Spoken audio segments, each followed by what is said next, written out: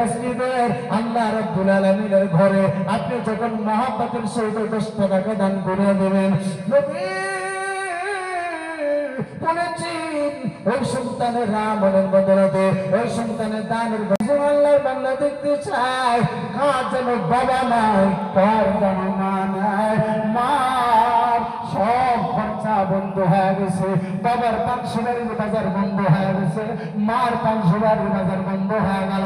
বাবার ছোট্ট বানায় দেওয়া লাগে না, মার শাড়ি বানায় দেওয়া লাগে না, বাবার নামের মাটি গুলা আমার নামের স্টোরি হয়ে গেছে।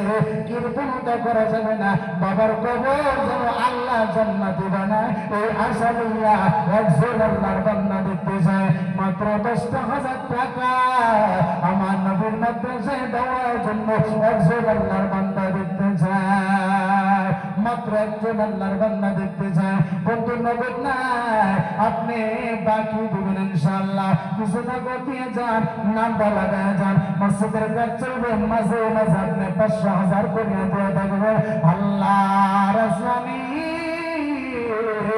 ফেরেশতা রহমতের বরকতে আপনার বাড়িতে যাতায়াত করবে, রহমতের বরকতের অভাব হবে না রে বন্ধু। একজন আল্লাহ বান্দা দেখতে যায়, মাত্র 10,000 টাকা।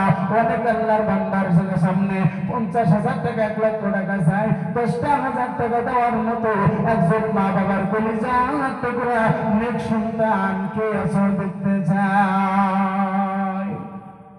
একজন বান্দা দেখা যাবেন। স্পিকার কার নাম? স্পিকার কার নাম দাদা? লিল্লাহি তাকবীর, লিল্লাহি তাকবীর, সরে বলেন না লিল্লাহি তাকবীর।